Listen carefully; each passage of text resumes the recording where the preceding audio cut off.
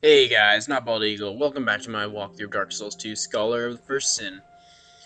Today we're gonna finish up the tutorial area. It's gonna be a shorter episode, but I didn't want to carry over to Majula because that would make the episode a lot longer than I intended it to be. Break this biome right here. You get yourself your first torch and a soul of lost undead. We'll need the torch in a bit.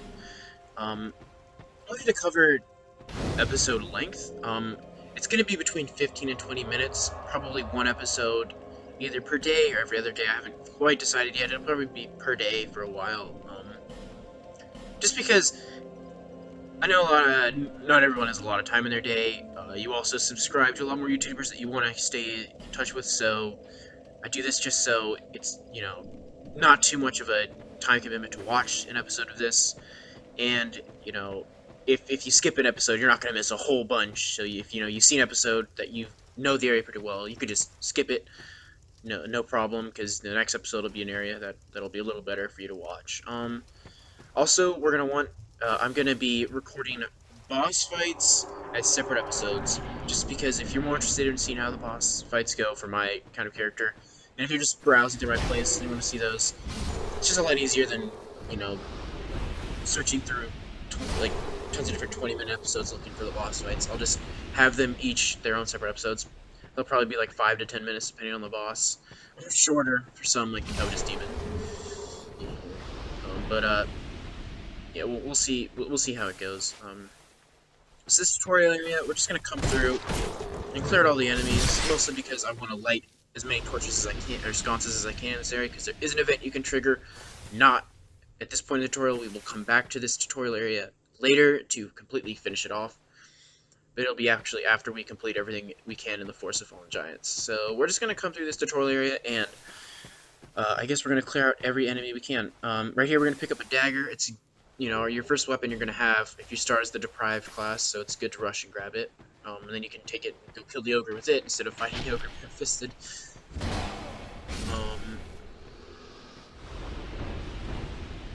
Yeah, so I guess I should talk about two-handing weapons. Every weapon has a strength requirement and a dex requirement. Um, the strength requirement is the only one that you can not meet and still wield the weapon. The dexterity requirement you always have to meet, but the strength requirement, if you have half of what is needed for the strength requirement and you two-hand your weapon, you can still wield the weapon effectively. I like to think of it as each of your arms has the strength stat that you have. So if I had 6 strength in my stats, then each of my arms, my right and my left, have 6 strength each. And so if you combine those together to two-handle weapon, you have 12 strength. So you can meet like the requirement of, say, the club, which is a weapon we can get. These are the crows. This is why we start off with petrified something. We're gonna trade both the small, smooth, and silky stone and the petrified something and see if we get anything good. Yeah, so to trade, you just want to leave. You got to leave items one at a time, but you can't stack items. So, right now, if I pick that up, it'd be the item that they gave me in return for the small, smooth, and silky stone. But if I stack on top of it the petrified something, I won't lose the item that's on the ground right now. So it makes trading easier. So we're gonna go ahead and grab ourselves. We got a bleed stone. That's okay if we were going for a bleed build, and a titanite slab. Now, some of you may be going, wow, that's a really good drop early on, but, if I wanted to plus 10 my weapon, that would be okay, but it's really easy to plus 10 your weapon in this game. Titanite slabs take your weapon from plus 9 reinforcement to plus 10, the max reinforcement, but by the time I have a plus 9 weapon that's ready to go to plus 10, I'll probably have more than, I will probably have at least 3 Titanite slabs. So, it's a good. I mean, it's cool to get it at the beginning of the game, but I'd rather have gotten one of the unique rare item weapon drops they drop. But we're just gonna go through this fog gate and clear out this part of the tutorial.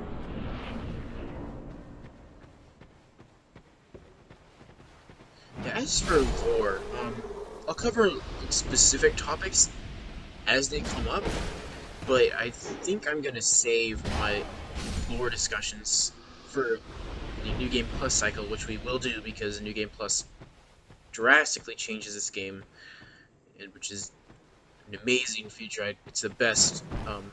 It's the best New Game Plus of any of the Souls games. which is really no, it'll make this walkthrough. It'll make it enjoyable. It'll be fun to test out my build in New Game Plus and see how it does against the buffed enemies and stuff and such. Um, yeah, and as for why I'm doing, I guess I should tell you why I'm not doing Dark Souls 1 first. I don't have much experience with Dark Souls 1. I have never fully beaten it. I've gotten 3 of the 4 required Lord Souls, and then I got bored of that character. I usually do strength games, or strength characters in um, any RPG really, but the Souls games specifically.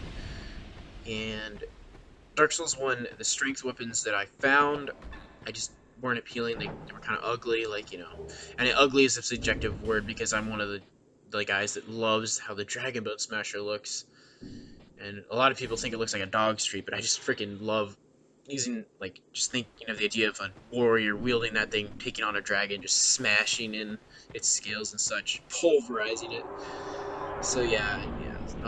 And Dark Souls 2, I love the King's Ultra Greatsword, which maybe you've seen, maybe you haven't, but it's pretty ugly, but I just love the idea of wielding it. But Dark Souls 1, honestly, the only good strength weapon, I mean, that was kind of aesthetically pleasing to me was the Zweihander. I'm not a club person, so I don't care how the hammers look in that game. I never use hammers.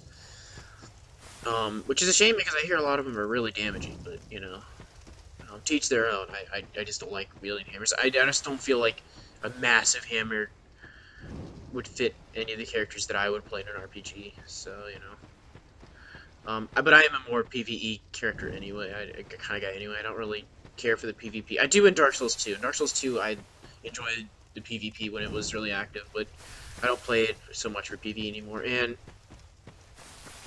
Dark Souls 1, I was never really in. I never really played it when it was super popular.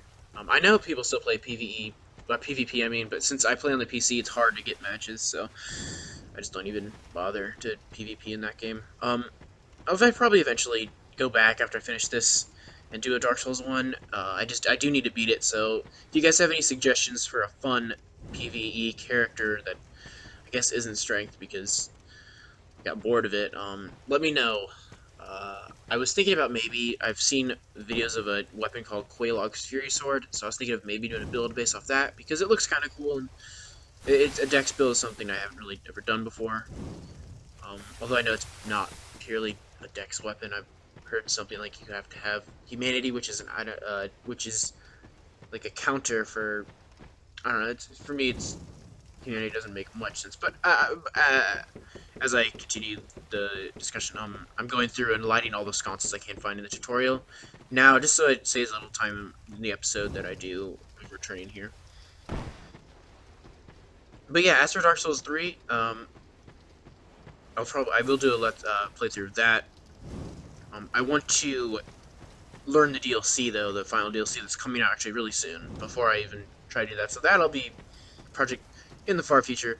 And if you must know, even though I haven't ever completed Dark Souls 1, I still prefer it and this one.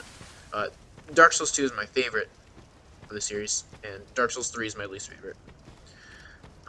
Right here is a statue to the third and final area of the tutorial, but we can't access it now, so we'll come back to it later. Also, I know a lot of you may have had a heart attack hearing that I like Dark Souls 2 the most, but it's just how it is.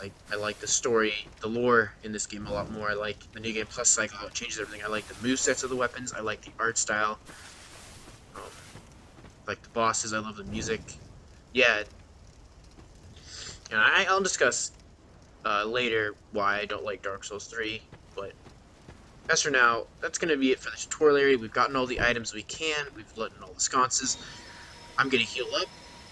And this is going to be a shorter episode, but, you know, I already explained that. So, next episode, we're going to head through that cave and take out Majula.